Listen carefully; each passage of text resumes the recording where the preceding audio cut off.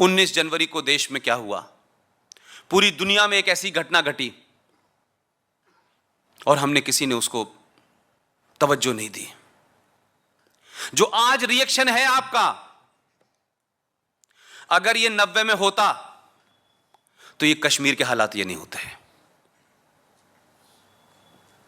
हमारी चुप्पी और इस देश की मेजॉरिटी की ये मानसिकता कि हमें क्या फर्क पड़ता है, बंगाल में हो रहा है, अभी थोड़ी नहीं कुछ हो रहा है, हम तो यहां ठीक है, यहां तो कभी ऐसा हो नहीं सकता, और हम तो सदियों से रह रहे हैं। यही सदियों की बात 1935 में लाहौर में सरदार कह रहे थे कि क्या बात करते हो, कभी ऐसा हो सकता है। और हम जैसे पागल लोग जब बताते थे तो कहते थे कि देखो साहब, ये हमारे बीच में डिवाइड पैदा करने आए हैं, ये हमें बांटने आए हैं, हम तो सालों से सदियों से रह रहे हैं। 1935 में जो लोग कह रहे थे वो 1940 में कहने लायक नहीं बचे। इस पार्टीशन में 21 लाख लोग मरे हैं। 21 लाख लोगों की लाशों पर यह देश बटा है। यही बात 1990 से पहले कश्मीर में कहा करते थे लोग, मानने को तैयार नहीं थे, क्योंकि वो नैरेटिव क्रिएट करना था, लोगों को अच्छा लगता था उस नैरेटिव को। लेकिन 1990 की रात में कश्मीर में जो हुआ है वो इंसानी, इस पूरी दुनिया में किसी सिविलाइजेशन में मैं ना ऐसा मैसेकर नहीं देखा। इतनी विवत्स कहानियां हैं उसकी, और कोई 200-500 साल पुरानी बात नहीं है, कल परसों की बात है। कैसे कैसे मारा गया है और किन लोगों ने मारा है,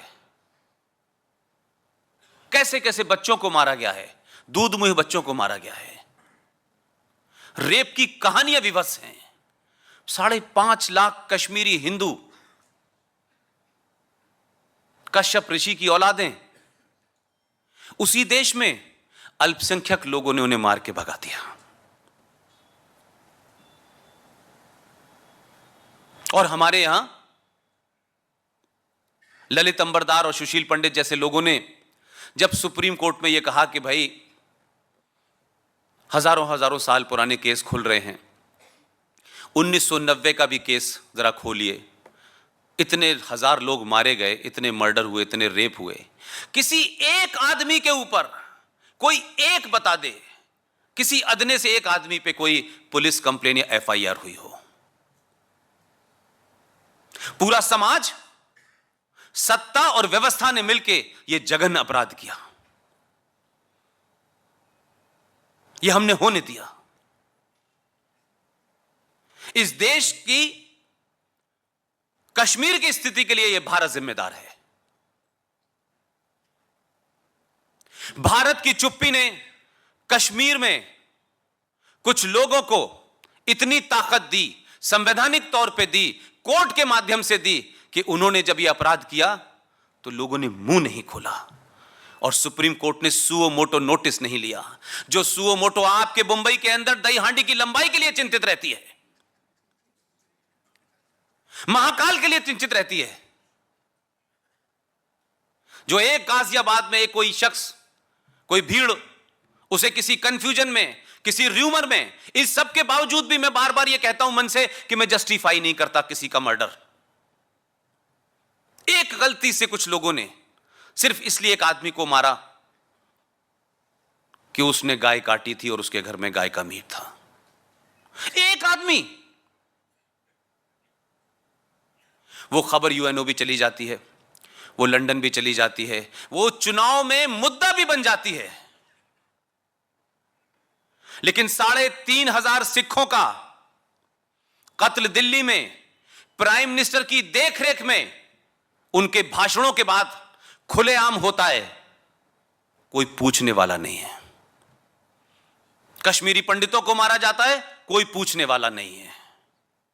और अभी पीछे अगर मैं चला जाऊं तो एक बात मैंने पिछली मीटिंग में कही है, पता नहीं आप सब लोग उसको ढूंढें, गूगल पे जाके ढूंढें, सब कुछ अवेलेबल है। यहां सावरकर के परिवार के लोग भी बैठे हुए हैं, ये बीच बीच में मुझे चीजें भेजते रहते हैं। एक कपूर कमीशन बना था गांधी जी के मर्डर को लेकर के, और कोई जनसंघ और बीजेपी की सरकार ने नहीं बनाया था, कोई आरएसएस ने नहीं बनाया था। वो कपूर कमीशन के अंदर जो चीजें रिकॉर्ड गई हैं उसको भी जरा पब्लिक के सामने लाएं। आजकल तो इस बात की ज्यादा है कि फ्रीडम ऑफ एक्सप्रेशन की आजादी होनी चाहिए, तो इसकी भी फ्रीडम होनी चाहिए कि ये जो बने हुए हैं कमीशन, ये पब्लिक में है, पब्लिक तय करेगी किसने मारा, कैसे मारा, कहां मारा और कौन कॉन्स्पिरेटर थे। पब्लिक में आने दीजिए। तो अगर इस देश में पहली मॉब लिंचिंग की बात की जाए जो ऑर्गेनाइज तरीके से की गई, वो तो पूना में गांधी जी की हत्या से 3 दिन पहले वहां के एक कलेक्टर के घर में एक साहब पहुंचे थे, सिर्फ ये बताने के लिए, ये उस कपूर कमीशन के अंदर ये लिखा हुआ है। वो पहुंचा, उसने कहा कि पूना में ब्राह्मणों का बड़े लेवल पर कत्ल होने वाला है क्योंकि 3 दिन बाद गांधी जी की हत्या होने वाली है। यह बयान कपूर कमीशन में दर्ज है। उसका पति कलेक्टर था, उस जमाने मोबाइल वगैरह नहीं थे, फिर भी उसको यह खबर पहुंचा दी गई और उसने उस पर नोट बना के भेजा कि ऐसी ऐसी मुझे खबर मिली है। दिल्ली में वो फाइल किसने छुपा दी, उस पर कोई अमल क्यों नहीं हुआ? तो अगर इस देश में कोई ऑर्गेनाइज मॉब लिंचिंग हुई है तो वो पूना में पहले ब्राह्मणों की हुई है, उसके बाद सरदारों की हुई है, उसके बाद कश्मीरी पंडितों की हुई है। तो सुप्रीम कोर्ट को मैंने इस दरमियान कभी नहीं देखा कि सुप्रीम कोर्ट इस बात के लिए चिंतित हो कि मॉब लिंचिंग हुई है, we will not accept this mob lynching, government should take instant action. यह हेडलाइन मैंने देश के अखबारों की बनते नहीं देखा। 1990 में मैंने कोई टेलीविजन नहीं देखा कि किसी अखबार ने अपनी बैरन हेडलाइन बनाई हो। कश्मीर के अलावा चाहे पंजाब का मामला हो, कभी मैंने नहीं देखा कि सुप्रीम कोर्ट ने सुओ मोटो उस पर नोटिस ले लिया हो। लेकिन गाजियाबाद की एक घटना ने पूरे सुप्रीम कोर्ट को हिला दिया। तो ये जो आपकी सेंसिटिविटी है, ये मक्कारी से भरी हुई है। आप शामिल हैं, आप काले कोर्ट में बैठ करके इस हत्याओं के जिम्मेदार हैं, क्योंकि आपने समय रहते ना तो उस पर सुओ मोटो लिया, और जब लोग आपके पास गए कि इस पर सुनवाई हो तो आपने क्या जवाब दिया? आपने कहा कि अब केस पुराना हो गया है, अब इसके रिकॉर्ड नहीं मिलेंगे। इस देश में कितनी सेलेक्टिव मक्कारी है। इस देश को, इस देश की व्यवस्था ने खोखला कर दिया है। लोगों को बड़ा शौक है। आप पॉलिटिशियन को गाली देना बहुत आसान है इस देश के अंदर, आप दे दीजिए। ब्यूरोक्रेट को गाली देना बहुत आसान है, लेकिन मैं कभी कभी इस बात को बड़ी संजीदगी से सोचता हूं कि जो पॉलिटिशियन है, अच्छा है बुरा है वो एक अलग इशू हो सकता है, लेकिन एक पॉलिटिशियन 15-20 लाख लोगों के बीच में जाता है, 5 साल बाद में जाता है। अब तो मुझे लगता है कि शायद परंपरा जो है 5 साल बाद ही आएगी, पहले 1.5 साल बाद आ जाती थी। वो जाता है, उनका मैंडेट लेता है, उनके मैंडेट के बाद बैठता है। एक ब्यूरोक्रेट पूरी जिंदगी लगा देता है अपनी, तब जाकर के आईएएस और पीसीएस बनता है। लेकिन यह कमाल की जुडिशरी है, जो जाने वाले चीफ जस्टिस होते हैं वो आने वाले का नाम बता के चले जाते हैं, और इन पे सवाल नहीं होगा क्योंकि इनको अल्लाह मियां ने डायरेक्ट भेजा है। तो अगर ब्यूरोक्रेट पे सवाल उठ सकता है, पॉलिटिशियन पे सवाल उठ सकता है, प्रधानमंत्री पे सवाल उठ सकता है, तो भाई ये जुडिशरी को किसने ये कवच पहना दिया है कि इनके ऊपर बात ही नहीं होगी? क्यों नहीं होगी इनके ऊपर बात? ये कंटेम्प्ट को कोर्ट से डराएंगे? देश बड़ा है या सुप्रीम कोर्ट बड़ी है? सुप्रीम कोर्ट देश के लिए बनी है कि देश सुप्रीम कोर्ट के लिए बना है? और आप दिखते तो हैं, सबके काले कोट हैं, लेकिन आपका एजेंडा कुछ और है। इसलिए सबरीमलाई के ऊपर जब बात होती है तो आपका रुख कुछ और होता है। तब आप ताकत के साथ अपनी बात को मनवाते हैं कि 1000 साल पुरानी परंपरा को आप तय करेंगे, कानून तय करेगा किसी की आस्था को। यह कब से आस्था तय होने लगी? और आपकी आस्था किसमें है भगवान जाने। आपकी आस्था है भी कि नहीं है?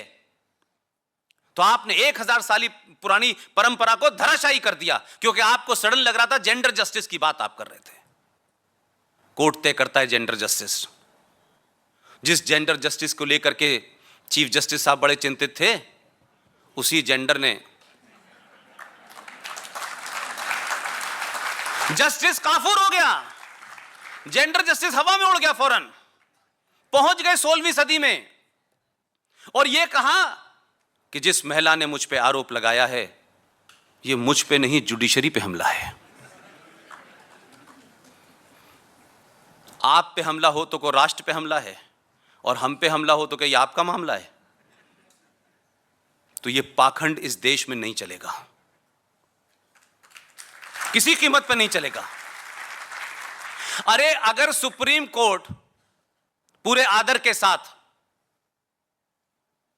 एक आजाद भारत में एक आजाद नागरिक की हैसियत में, क्या मुझे सवाल पूछने का अधिकार नहीं है कि सुप्रीम कोर्ट राजस्थान के विधानसभा चुनाव से पहले यकायक सुप्रीम कोर्ट को लगता है कि राफेल के बारे में हमें तय करना है, क्योंकि सारे लोग डिफेंस की ट्रेनिंग लेके आए हैं कि हेलीकॉप्टर कैसे बनता है, तो आप राफेल के ऊपर एक प्रोफेशनल माफिया जो दिल्ली में आपकी कनाइविंग्स में काम करता है, आप एक पीआईएल एक्सेप्ट कर लेते हैं। जब तक चुनाव का पीरियड था तब तक रोज नोटिस जारी हो रहे थे, आज राफेल में यह नोटिस आया है, आज सरकार को यह जवाब देना है। यह मैं उनका चरित्र बताने के लिए कर रहा हूं। और जब विधानसभा का रिजल्ट आपके हिसाब से ठीक आ गया तो उन्होंने कहा अब राफेल की जरूरत ही नहीं है, उन्होंने कहा सरकार को क्लीन चिट दे दी। लेकिन यह गलतफहमी हो गई उनको लगा कि देश राजस्थान है। मैंने कहा देश राजस्थान नहीं है, देश में राजस्थान है। उन्हीं लोगों ने इतने इंपॉर्टेंट डॉक्यूमेंट्स को, जिसमें ऑफिशियल सीक्रेट एक्ट की खिलाफ वर्जी होती है, कुछ डॉक्यूमेंट चुराया कि कुछ लोग 2014 में मंत्री नहीं बन पाए थे लेकिन 2002 में मंत्री थे, तो अपने जमाने के कुछ कारिंदों को अपॉइंट करके गए होंगे मिनिस्ट्री में, उन्हीं की मदद से उन लोगों ने ये कागज निकाले और वो चोरी के डॉक्यूमेंट लोकसभा के चुनाव घोषित हुए और सुप्रीम कोर्ट ने कहा कि हम फिर दोबारा से रिव्यू सुनेंगे इसके ऊपर, क्योंकि उनको तो खून लग गया था। और वो चोरी के डॉक्यूमेंट से आपने राफेल पे दोबारा से रिव्यू पिटीशन सुनना शुरू कर दी। ये बात अलग है कि वो किसी लायक ही नहीं रहे।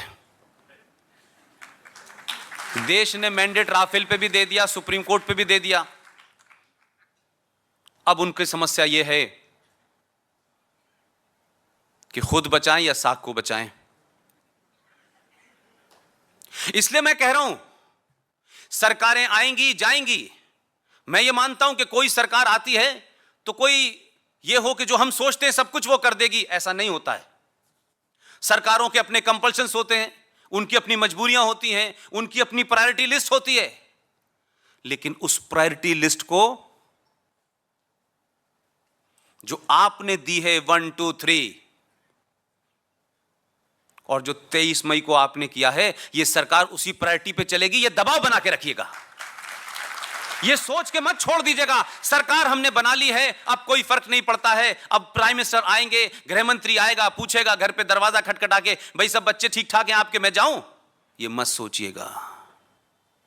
23 मई के बाद जो लोग ये सोच रहे हैं कि उन्होंने सरकार बना दी, उनका काम खत्म हो गया है, मैं समझता हूं 23 मई के बाद इस समाज का काम ज्यादा जरूरी है, ज्यादा मजबूती से आपको आगे बढ़ना है। एक एक दिन महत्वपूर्ण है आपके लिए, एक एक दिन।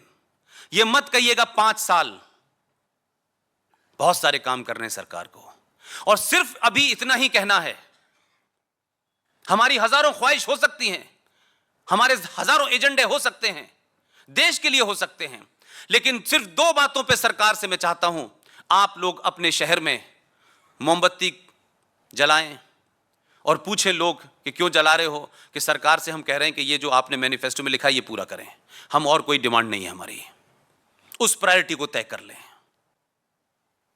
आपने मैनिफेस्टो बनाया, जन भावनाओं को ध्यान में रख के बनाया होगा।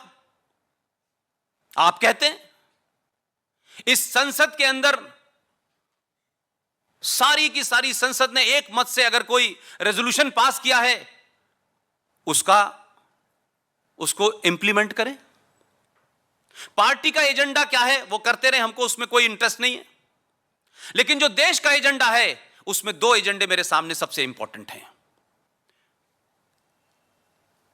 इस सरकार ने अपने मैनिफेस्टो में चुनाव के दरमियान में कहा कि हम आर्टिकल 35A को आते ही हटा देंगे। हटाइए, हटाइए, ये कल से काम शुरू हो जाए देश में। इसमें कोई अगर मगर नहीं होने वाली है। इसमें अब हम कुछ नहीं सुनने वाले हैं कि कश्मीर का चुनाव आएगा, वो चुनाव आएगा जाएगा। जो देश का चुनाव था उसने देश ने अपना मैंडेट दे दिया है आपको, और जिस मैंडेट पे आप आए हैं उस मैंडेट को अपनी अक्षर से उतार दीजिए।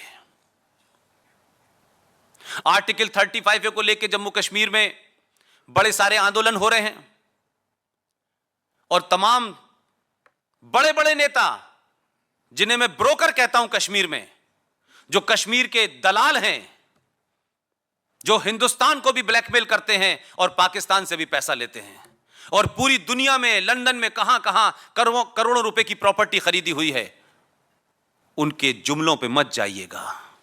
आप बहुत भोले लोग हैं। पार्लियामेंट में एक शख्स एक बार भारत माता की जय, भारत माता की जय कह देता है, आप उसको सेकुलरिज्म का सर्टिफिकेट दे देते हैं। ये मत करिएगा। आर्टिकल 35A पे सुप्रीम कोर्ट में बहस चल रही है और बहस में कुछ कोई पॉइंट ऐसा नहीं है कि जिसके ऊपर आर्गुमेंट दर आर्गुमेंट हो। हम तमाम सारे लोगों ने मिलकर जो भी कुछ किया वो अपनी जगह है, लेकिन हमको कुछ ये शक हो चुका था 10-15 डेट के बाद में कि कहीं ये मुकदमा दिल्ली की सुप्रीम कोर्ट में यहीं दब के न रह जाए। तब हमने फैसला किया कि लीगल काम होता रहेगा, हम इसके देश को तो बताएं कि आखिर आर्टिकल 35A है क्या।